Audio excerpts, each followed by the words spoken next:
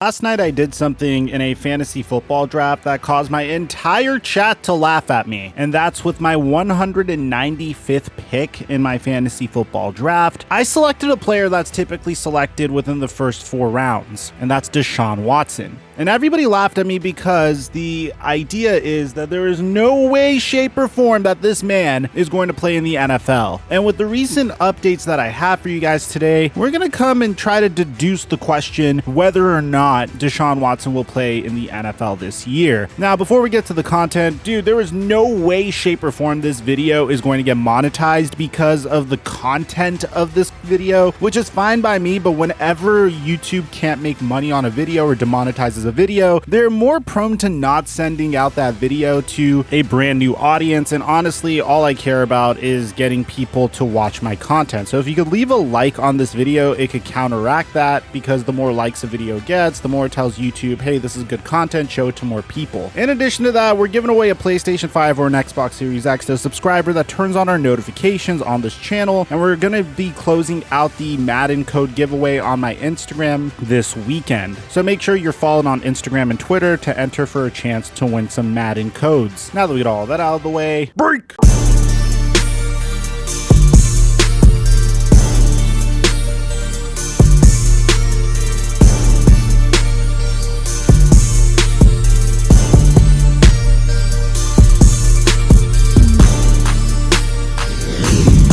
Mic check 1 2 1 2. What's going on, everybody? In order to understand this Deshaun Watson situation, you need to understand how we got here, because there is an element of sketchiness, and I'm just naturally a very skeptical person that goes into this entire situation. And I guess you could say that the beginning of this entire situation was the mismanagement of Deshaun Watson's career, if you're as big of a skeptic as I am. You see, in Deshaun Watson's rookie season, the Houston Texans seemed poised to be the next great NFL dynasty. On the offensive side of the ball, they had Deshaun Watson, DeAndre Hopkins, and that's really all you need to carry an offense. They had an average offensive line, but nothing that was too bad. Yes, they had aging left tackle Dwayne Brown, but on the defensive side of the ball, they had some promising players like JJ Watt and former number 1 overall pick Jadeveon Clowney. So this all began in the 2017 season when the Houston Texans and Dwayne Brown couldn't see eye to eye on a contract, and the Texans decided to trade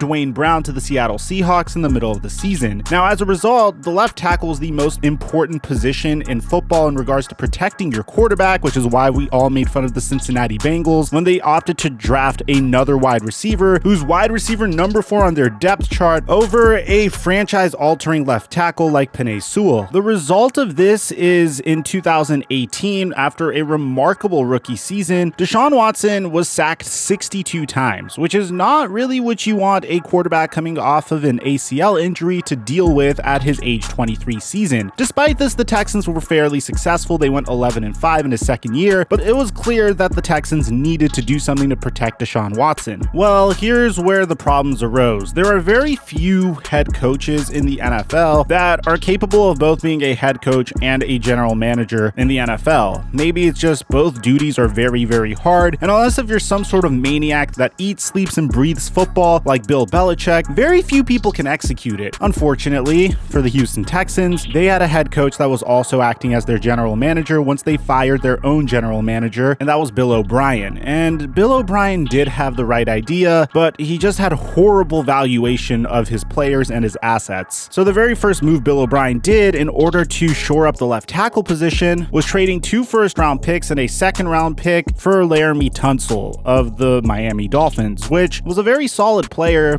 not necessarily worth that asking price. In addition to this, and this actually came a little bit before, the Houston Texans also traded their former number 1 overall pick Jadeveon Clowney to Seattle, and they didn't really get much for him in return. This would be a little bit of a foreshadowing, but it was still something that Houston Texans fans ignored, because once again, the Houston Texans went 10-5 that year with Deshaun Watson under center. Yet another remarkable season for Watson with 26 touchdowns and 12 interceptions thrown. But things really hit the fan that offseason when they decided, hey, you know what's a good idea? Let's trade DeAndre Hopkins for David Johnson. They didn't really get that much draft compensation in return, and like many of us predicted, the Houston Texans went from a playoff team all the way to a team that only won 4 games last year. Of course, in the middle of the season, Bill O'Brien was fired, and at this point, you could understand Deshaun Watson's getting a little frustrated. He was drafted to a team that was literally a quarterback away from winning a Super Bowl, and now, unfortunately, he is stuck on a rebuilding team, which, by the way, he just signed a contract extension with. But it's okay. He's still willing to ride it out with the Houston Texans. He just wants to be involved a little bit more in personnel decisions. The Texans need to hire a brand new general manager and a brand new head coach that offseason, and Deshaun Watson just wants his opinions to be heard. And of course, the owner of the Houston Texans went to Deshaun Watson and said, hey, you know what? I am going to make sure that you are heard, Deshaun. We are going to consult you about the general manager position before we do anything. Well, apparently Cal McNair did not do that because the Houston Texans went ahead and hired Nick Caserio as their general manager, and as a result, Deshaun Watson got very upset, even tweeting out that some things never change. Shortly following this, he demanded a trade. Now, the reason I gave you that entire background is if you understand his football story and you understand his frustration, then you can understand the little theory. And again, this is a theory and I'm very skeptical of this theory and I don't even necessarily think it's true, but it's still something that I like to put out there for you guys to deduce on your own. There's a little theory that once this trade demand was made, there may have been some sabotage of Deshaun Watson's character involved. And again, that's a theory that could be debunked easily based upon how this case goes. So Deshaun Watson demanded a trade and immediately becomes one of the hottest commodities in the entire NFL. I mean, how often do you see a 26-year-old QB off of the greatest season of his career? He threw for 4,800 yards, 33 touchdowns, and 7 interceptions in his age 25 season. How often do you see a quarterback like this hit the market? Furthermore, if you ask me, I think the Houston Texans made the right call in regards to their general manager because Nick Caserio has handled this situation really well. But here's where the curveball comes. On March 16th, 2021, Tony Buzbee announces in an extravagant Instagram post that he's filing a lawsuit against Deshaun Watson. Now, Watson responded to this Instagram post, which, to be honest, is kind of ridiculous if you pay attention to it. There's a lot of hypocrisy involved in regards to Tony Buzbee because he claims that he's not really in this for the money, but it just seems like he might be in this for the money, at least based upon the language in this post. Again, you guys could deduce it for yourselves. Watson responded to this report saying that he denies ever treating a woman with anything other than the utmost respect and called Buzbee a publicity-seeking plaintiff lawyer. And originally, of course, my initial thoughts was, hey, this could just be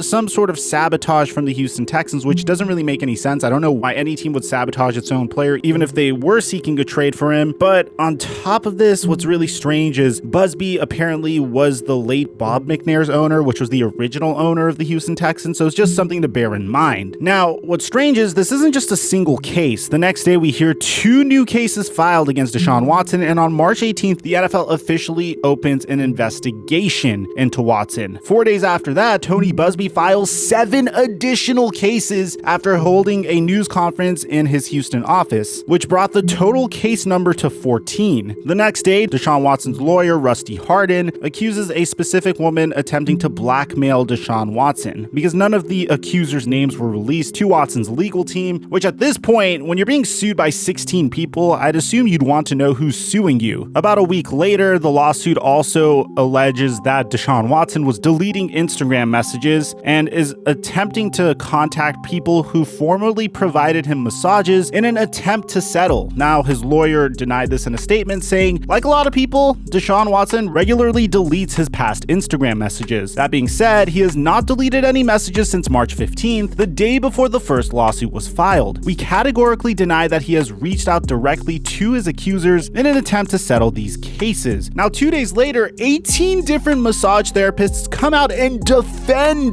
Deshaun Watson. Rusty Hardin's office released statements from these 18 therapists who say that the accusations are inconsistent with their experiences with Deshaun Watson, saying that he has received dozens of unsolicited phone calls, letters, emails, and text messages from professional massage therapists who have worked with Watson, saying they never felt uncomfortable or that he never demanded anything outside of the scope of a professional massage. Now, the question here is, if this is truly the case, then why on earth does Deshaun Watson have have so many different massage therapists. I mean, I don't know about you guys, but I'm very attached to the massage therapist that consistently knows what she is doing. Like, if I find a good massage therapist, I tend to keep going back to the same massage therapist over and over and over again. I don't necessarily go and find like 20 other massage therapists. Now, 3 days later, Tony Busby at this point has filed 21 lawsuits on behalf of women accusing Watson of misconduct, and said in a statement late Friday that he was aware of the complaint that was filed, but was not personally involved in the process. Busby wrote on Instagram that he would not take evidence against Watson to the Houston police, contradicting 2 prior statements saying that he would go elsewhere to provide our evidence to investigative authorities. So 3 days later, Busby will also file a 22nd case, and then the next day 2 women go public with the Watson accusations, one being a woman by the name of Ashley Solis, who actually read a prepared statement while seated next to Tony Busby, and the other being Laura Baxley, who wrote a letter to Deshaun Watson that was read by attorney Cornelia Brandfield Harvey. So these are the first of 22 women that sued Deshaun Watson in civil court that would identify themselves publicly. And of course, as a result of this, 1 day later, Deshaun Watson would start losing endorsement deals with Nike, Reliant Energy, and Beats by Dre. So this is clearly affecting him at this point. The next day, Watson's lawyer files a motion to request that the plaintiff identifies herself, asking who the hell are the rest of the women that are suing Deshaun Watson. And the judges rule that 13 plaintiffs must identify themselves and refile cases, which means 13 of 22 women have to come out and say who they are. And lo and behold, 5 days later, 20 women ID themselves in court filings, and another woman joins the lawsuit against Deshaun Watson. Tony Busby then says that it appears that Deshaun Watson's team thinks that if these courageous women are forced to identify themselves, they would slink away and not pursue this matter. Watson and his counsel badly miscalculated due to the bravery of Ashley Solis to come forward publicly, and despite the death threat she has experienced, these women are emboldened. A day later, all 22 plaintiffs would officially be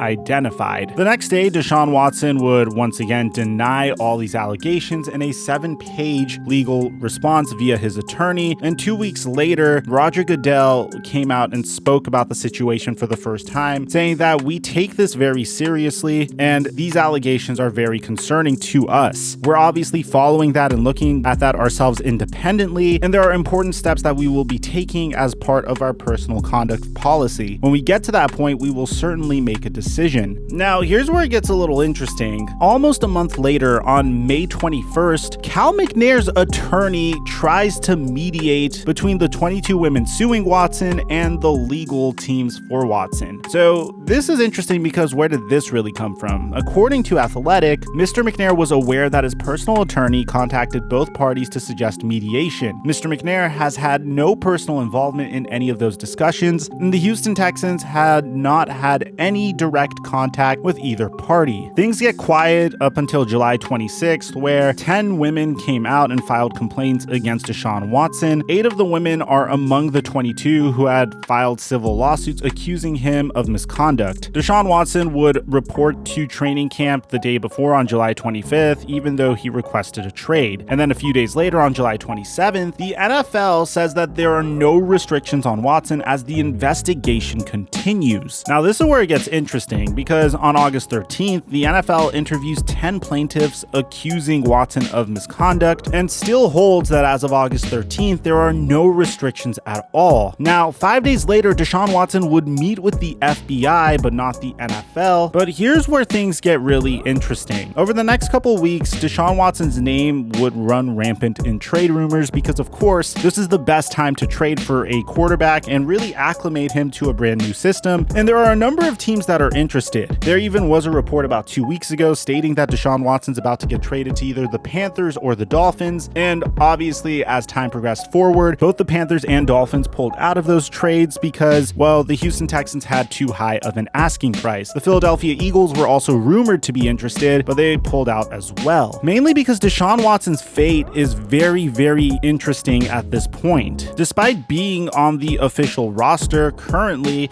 David Culley confirmed that Tyrod Taylor will start under center for the Houston Texans when they begin their 2021 season against the Jacksonville Jaguars. And a huge part of that has to do with the uncertainty surrounding Deshaun Watson. So this is very unique because Deshaun Watson technically could play, but he's not. I can't help but wonder if Tyrod Taylor is playing because of Deshaun Watson's misconduct case, or because Deshaun Watson simply has not prepared much with the Houston Texans over the offseason. Needless to say, this is a very sticky situation for both Deshaun and for the Houston Texans, because if you're the Houston Texans, you're pretty much paying a quarterback an annual salary of $39 million just to sit on your bench. So although this is kind of being branded as a situation where Deshaun Watson isn't playing mainly because of his current case situation, I think it has more to do with the fact that he hasn't been prepared as a result of really not fully participating in training camp and learning the brand new offensive playbook under a brand new head coach. But needless to say, this is a very sticky and uncomfortable situation for Deshaun Watson. For all you know, if this case takes one wrong turn, or if we get a little bit more information on this situation, Deshaun Watson could be suspended for a majority of this season. So let me know in the comment section down below what you guys think about all of this information. I know it was a lot and it was really difficult to compile together. Of course, leave a like, consider subscribing and turning on our notifications if you enjoy. Aside from that, I'm your boy Mike, and I'm dropping our mic until our next upload.